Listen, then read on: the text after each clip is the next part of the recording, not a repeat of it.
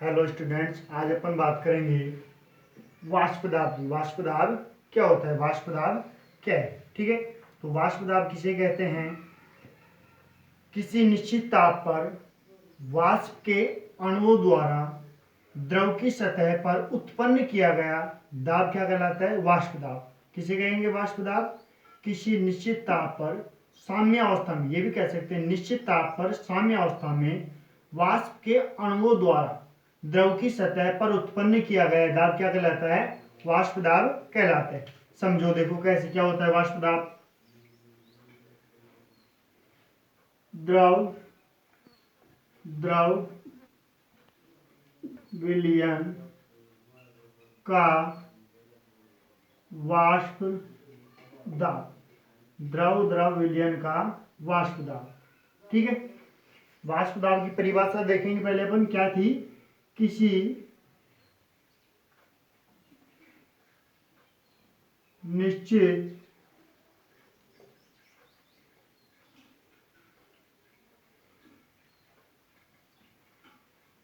ताप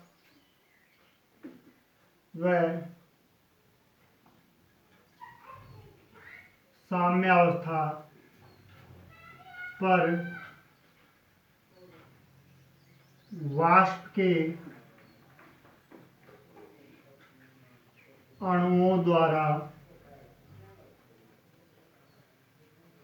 द्रव की सतह पर उत्पन्न दाब वाष्प दाब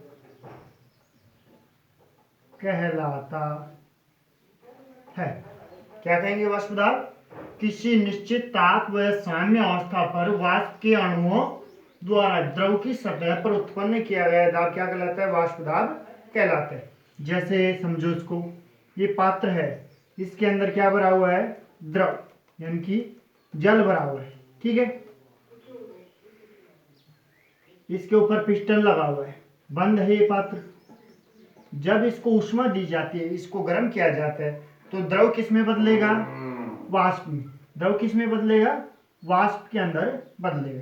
ठीक है, तो ये पात्र है, ये बंद है, तो बंद पात्र के अंदर जो वाष्पीकरण की जो क्रिया है वो अनिश्चित समय तक नहीं चलती, क्योंकि जैसे ही द्रव वाष्प में बदलेगा, ऊपर पिस्टन लगा हुआ है, तो वाष्पन के बाद इसमें क्या हो जाएगा? पुनः संघनन हो जाएगा, और वाष्पन और संघनन की जब दर बराबर हो जाएगी तो क्या स्थापित हो जाता है? साम्य स्थापित हो जाता है। अर्थात अपन क्या कहें कि जितना द्रव वाष्प में बदल रहा है उतनी ही वाष्प संघनन के द्वारा पुनः जल के अंदर क्या हो रही है? कन्वर्ट हो रही है, बदल रही है। तो उस स्थिति में क्या हो जाता है? साम्य स्थापित हो जाता है। तो अपन क्या कहेंगे कि ये जो द्रव की जो सतह है, इस पर जो ऊपर की तरफ जो वाष्पन की क्रिया द्वारा जो वाष्प बनी है, इस वाष्प के द्वारा इस सतह पर जो उत्पन्न किया गया दाब, इस सतह पर जो दाब लग रहा है वो दाब भी क्या कहलाता है? वाष्प दाब कहलाता है। ठीक है, अब अपन बात करेंगे किसकी? द्रव द्रव विलयन का वाष्प दाब। द्रव द्रव विलयन का वाष्प दाब क्या होता है? ठीक है, तो क्या कहेंगे? जब किसी विलायक में अवाष्पशील विलय को मिश्रित कर गर्म किया जाता है तो विलयन का वाष्प दाब विलायक के वाष्प दाब से कम हो जाता है। क्या कहेंगे? कोई विलायक है जिसमें अवाष्पशील विलय को अपन मिश्रित कर रहे हैं और फिर उसको हीट दे रहे हैं, गर्म कर रहे हैं, तो जो वो विलयन बना था उस विलयन का जो वाष्प दाब है वो विलायक के वाष्प दाब से क्या होता है? कम होता है। तो इस वाष्प दाब में आई इस कमी को क्या कहते हैं अपन? वाष्प दाब अवनमन। क्या कहते हैं? वाष्प दाब अवनमन। वाष्प दाब अवनमन। अवनमन का अर्थ होता है कमी। वाष्प दाब अवनमन क्या होता है? विलायक का वाष्प दाब, और विलायक के वाष्प दाब को P नोट से दर्शाते हैं। ठीक है, माइनस विलयन का वाष्प दाब, इसको P के द्वारा व्यक्त करते हैं। ठीक है, ये जो विलयन है ये इसमें क्या मिला हुआ है, अवाष्पशील विलय मिश्रित है। ठीक है, तो अपन क्या कहेंगे, विलायक का वाष्प दाब अधिक होता है, विलयन का वाष्प दाब क्या होता है, कम होता है।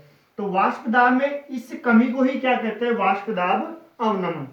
विलायक और विलयन के वाष्प दाब में जो कमी आएगी इसे अपन क्या कहते हैं, वाष्प दाब अवनमन कहते हैं। ठीक है, क्या कहेंगे वाष्प दाब अवनमन, जब किसी विलायक में अवाष्पशील विलय को मिश्रित कर गर्म किया जाता है तो विलयन का वाष्प दाब विलायक के वाष्प दाब से क्या होता है, कम होता है। इस कमी को अपन क्या कहते हैं, वाष्प दाब अवनमन कहलाते हैं। ठीक है, इसको समझो कमी क्यों आती है, कैसे आती है।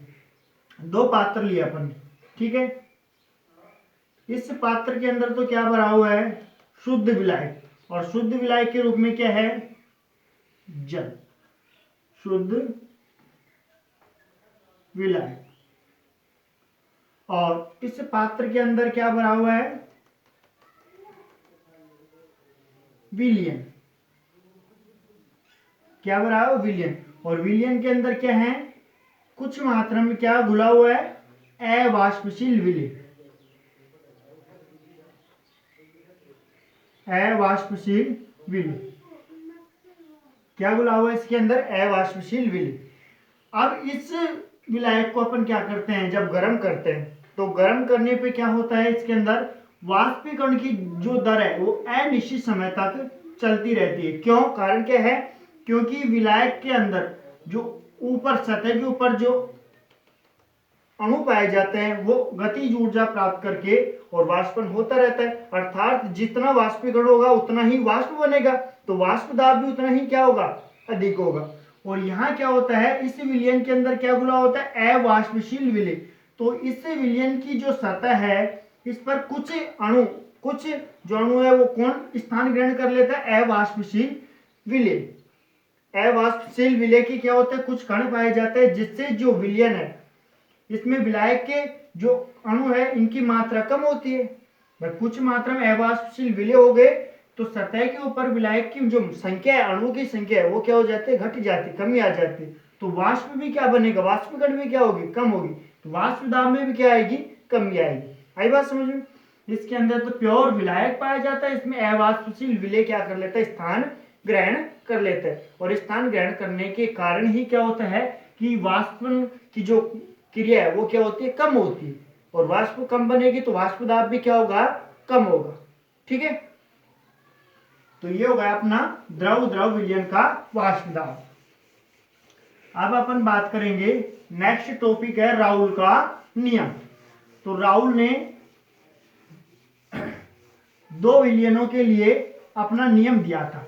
पहला तो दिया वाष्पशील विलय युक्त विलयन के लिए राउल का नियम, और दूसरा है अवाष्पशील विलय युक्त विलयन के लिए राउल का नियम।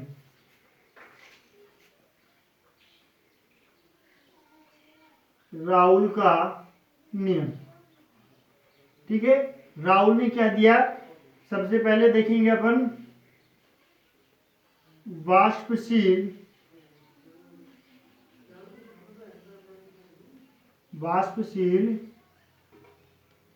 विलय युक्त विलयन के लिए राउल का नियम, राउल का नियम। ठीक है, पहला क्या है, वाष्पशील विलय युक्त विलयन के लिए राउल का नियम, इसकी बात करेंगे अपन। तो राउल के नियमानुसार वाष्पशील विलय युक्त विलयन के लिए जो राउल ने नियम दिया वो क्या था, किसी निश्चित ताप पर, किसी